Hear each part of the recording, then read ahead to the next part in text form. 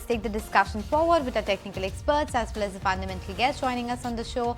Daljeet, Singh, Kohli, Nooresh, Merani as well as Kunal, Bothra in the house.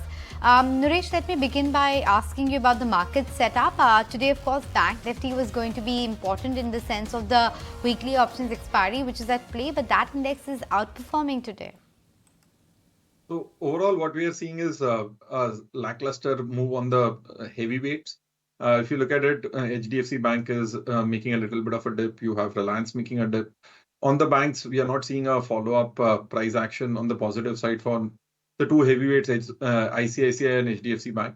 But if we look at the broader markets, we have come close to a new all-time high on the mid-cap index. The small-cap index is positive for the day. And the breadth is much better than what it looks like on the Nifty. So overall, looks like we are getting into a range-bound move for the Nifty and the Bank Nifty, but stock-specific action could be much better. Like in the banks, we've seen new 52-week highs for a Can Bank, but we've not seen a similar bump up in a SBI or the Bank Nifty as such. Now, any trend that you're picking up in this market, aside of course, the flurry of trade and activity in the Adani names? Yeah, so I think yesterday was a different day for the markets because yesterday it was completely skewed towards selling of options. So call writers both on the Nifty and Bank Nifty were quite prominent in terms of the view they had on the indices. Today it's a bit mixed because today, for example, you have option writers or call writers making a strong stance on the Nifty. But the stance has changed completely for the Bank Nifty, where you've actually seen put writing emerging at 47,600. So I think that generally is an indication that maybe we may not see more than 100 to 150 point odd correction on the Bank Nifty further from current levels, and that's where we may probably look at the first level of strong short-term support.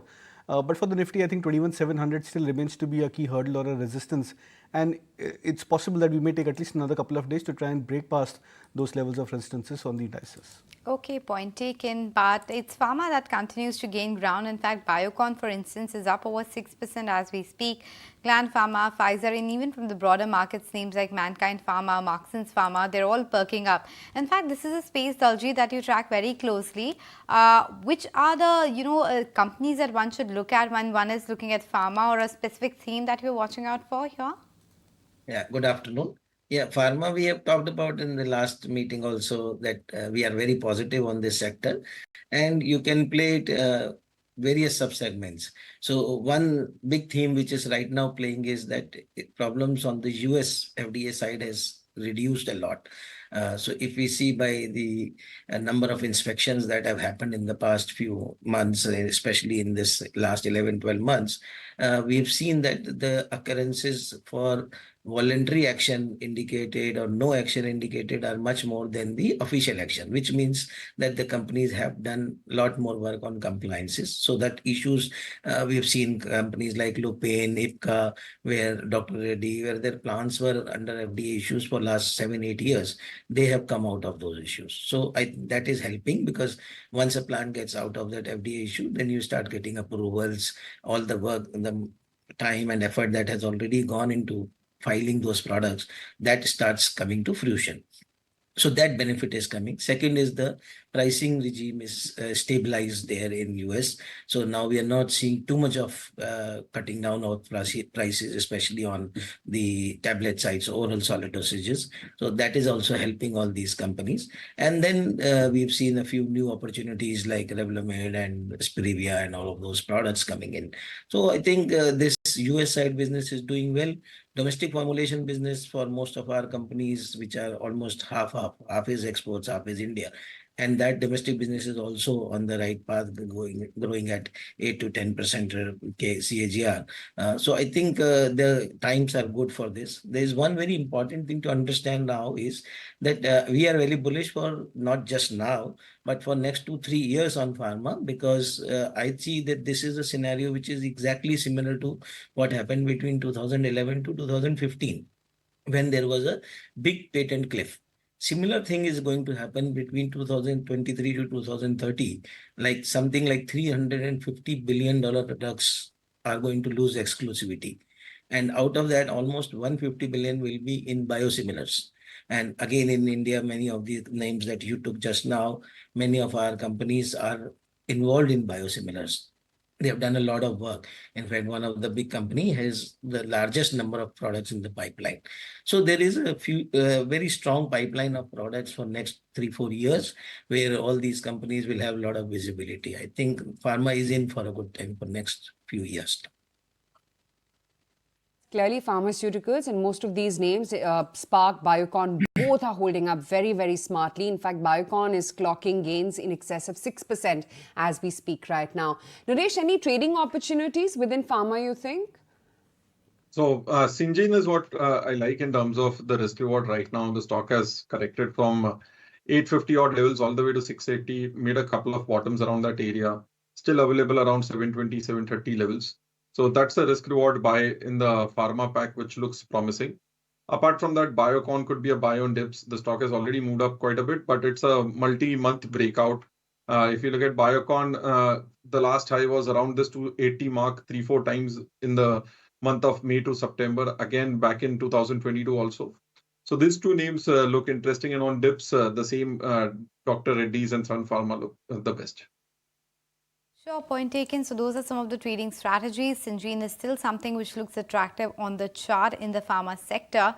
But overall, what doesn't look very impressive is the consumption basket. Daljeet, we've got the initial numbers from the likes of Avenue Supermart and V-Mart, and even the channel checks from HUL, etc. And all are pointing to a subdued Q3 despite those festive cheers and whatnot. Do you expect this kind of weakness to continue both in terms of earnings as well as stock performance?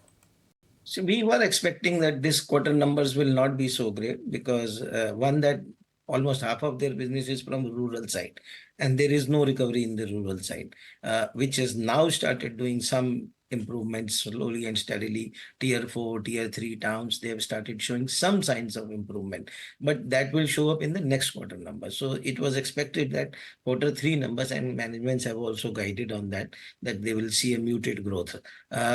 Second thing would be the benefit of any cool off in the commodity prices. Now that again, because of this inventory rationalization, that will take another quarter or so. I think now time is coming for consumption stocks, but we'll have to wait for another 1 or 2 quarters at least. Maybe next quarter we'll start seeing some green shoots. So we are, as of now, we are not invested anything in consumption stocks, but we are looking very keenly on this sector, looking for some opportunities. Maybe for next 3 months or 6 months, we'll get something there. Kunal, you were quite gung-ho on the prospects of Avenue Supermarts. What happens now that, I guess the course of the stock has been challenged? I think it should probably be a phase of a pause for the stock, and the stock has already seen a prolonged consolidation for the last 2 years. I think at 3,400 mark, which was the previous major swing low the stock had made in 2022. I think from there on, the stock has shown good recovery towards 4,000, 4,100, where it was trading till few trading sessions back. I think this could probably just get into a let the stock get into a pause over here. It's still trading about the 200 and the 50-day moving averages, so that's a comfort for the stock over the near to medium term trend. Now 50-day moving average, for example, is at 3,900 for DMart, and the 200 DM is at 3,700 for the stock, which means that 3,900 should be a first level of support for the stock. If it corrects to those levels, could be a good contra buying opportunity from a short term play. Okay, point taken. Let's just focus on Bajaj Auto as well, because that stock is seeing a spike as we speak. In fact, it's up 2.5%, and that's because the company might be considering a buyback, and that is expected to happen on Jan 8th. If I remember it right, earlier as well, there has been talk about that, but there was a bit of a flip-flop the last time they were going to come out with a buyback. But this time, at least on January 8th, is when we'll get the outcome of that. Stock seeing quite a bit of spike. Nooresh, comment on the charts of Bajaj Auto? So that's been the strongest name in the last few months. It's been a slow and steady rally. Has moved up from that 4,800 to 6,800 mark today. Very close to making new all-time highs again. So out here, the best way to trade is to keep a trailing stop loss and ride on to the move. Could see some more action given the buyback. Next move could be closer to 7,200. The take coming in on Bajaj Auto. Kunal, but on the four-wheeler charts, what's the strongest one? So it still looks like Tata Motors is the strongest one amongst the pack. Maruti apparently is an underperformer. I think, so two completely different poles for themselves, where Tata Motors, I think, except for that breakout of that 800 mark and a slight correction from those levels, it's still looking quite strong. I would probably expect the stock to come back towards 850 to 880 mark, potentially in the next couple of months. Okay, point taken. So those were some of the stocks from the auto sector which were buzzing around or in news. The other group which is in news is of course the Adani group of companies, transmission, gas, they're all flying away in the trading session while the metals basket is coming under pressure. So Nalco, JSW Steel, even other names like SAIL, etc. They're all on the back foot. What's your take on metals right now, Daljeet? Is it a bet worth taking at all? Because usually it's played against the cycle. No, we are positive on that. In fact, we are holding almost 3 or 4 stocks in this segment in our portfolio. Basically taking a call on various sub-segments. But yes, we are positive. Two things, because one, that in an election year, normally you'll see an impetus on the infrastructure, which is a clear growth driver for this sector. Second, more important, is the global factors, macroeconomic factors, and in an benign interest rate scenario or expectation of a benign rate interest scenario, dollar index going down, it is always positive for metal companies. So we are quite positive. We have almost 10% allocated to this sector. Daljeet, is it a given? Stay away from IT services? IT services, we have 1 or 2 small companies in our portfolio, not purely because of the top-down approach, but purely it's a bottoms-up approach. The company itself is a good company doing something niche, some niche activity. That is why we have taken that, and not taken as a call on the IT sector as per se, but it's just that it is a part of that IT-enabled services company. So the view is that IT is also coming probably towards the end of the bottoming time. Now, this quarter number, again, it's exactly the same what we talked about consumption story.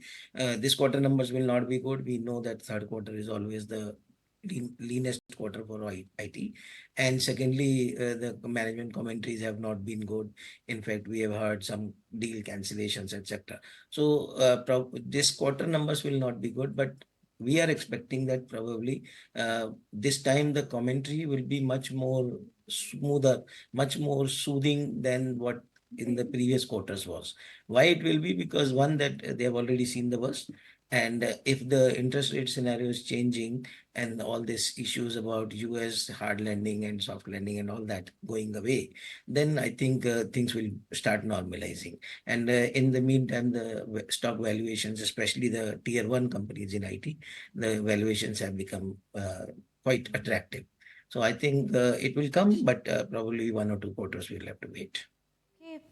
Point taken. Just wanted to highlight Paytm as well because that was also just coming up on the radar in terms of a move that we saw on an intraday basis. So yes, that stock too is holding up. In fact, on that note, let's do one thing. Let's slip into a very short break. When we come back, we'll discuss more what's happening in the markets because for now, it's a couple of those big buzzers, Biocon, Bajaj Auto, etc. We'll track more stocks when we come back.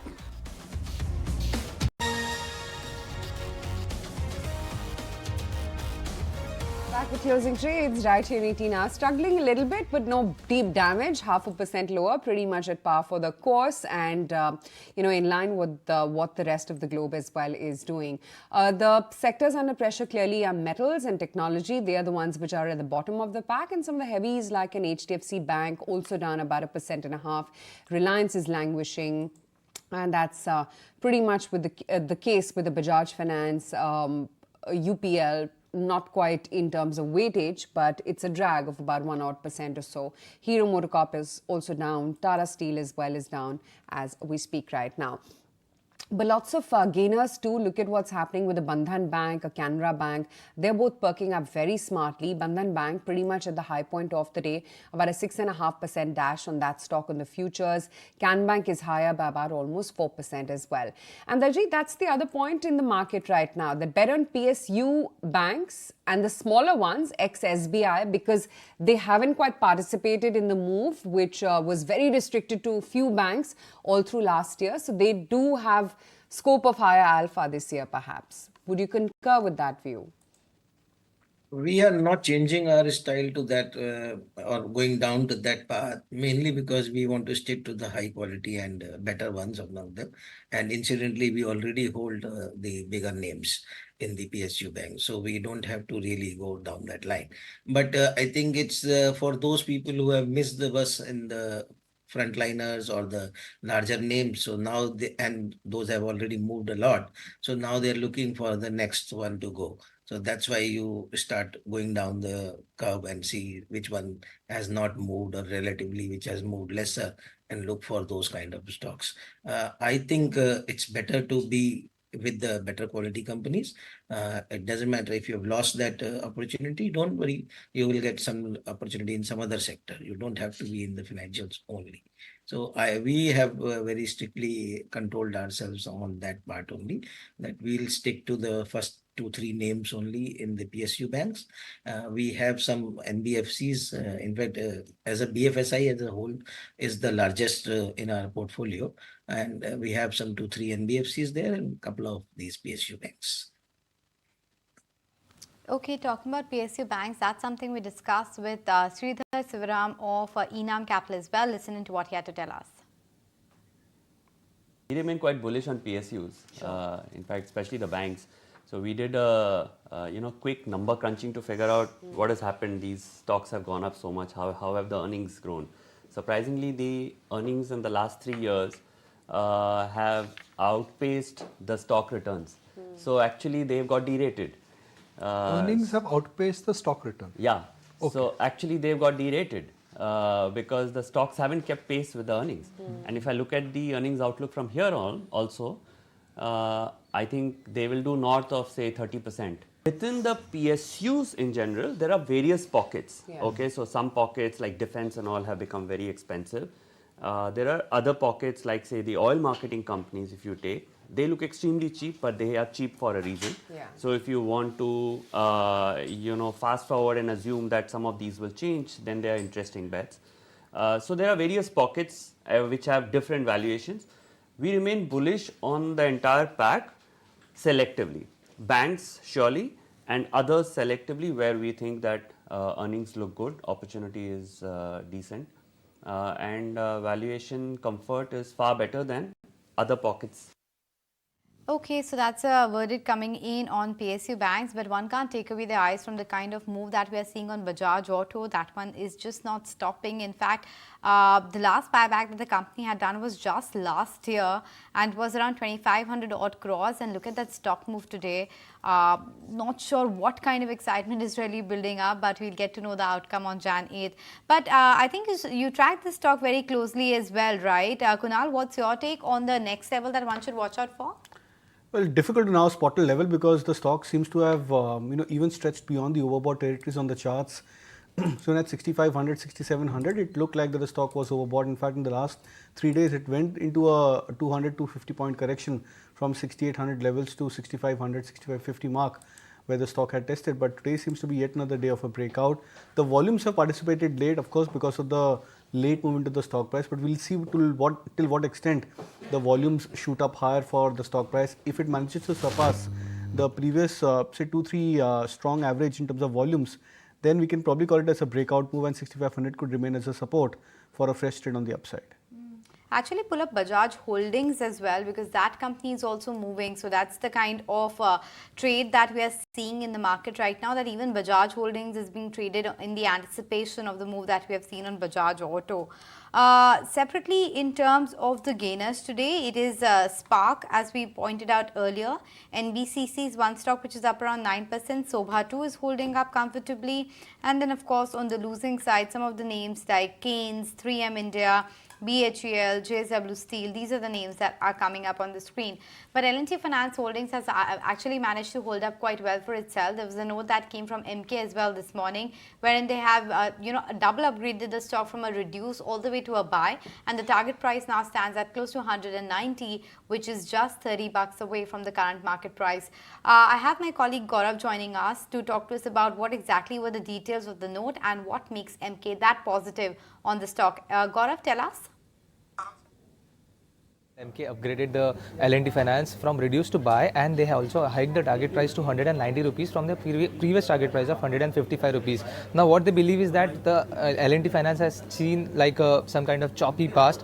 They have some kind of stable present right now, and the future is going to be brighter for the company according to MK Capital. They believe that the margins are going to be strong from here on. They have strong provisions also, and that is going to drive the ROA above 3% according to MK Capital. They also believe that the Laksh 2026, which is the initiative by L&T Housing Finance, and where the company is addressing and entering into adjacencies like cards, micro LAPs, and gold loans. This is going to boost their profitability, and MK is very confident that L&T Finance will able to achieve all the targets that they have given for FY26, even before FY26, and that is why we have seen this kind of upgrade coming up. Now let's talk about the stock. The stock has already moved almost by 3% today, and if we also look at the stock performance, it has been up almost by 10% in the last 5 trading sessions. So it is really interesting to see how the stock is going on and how it will give returns to the investors from here on.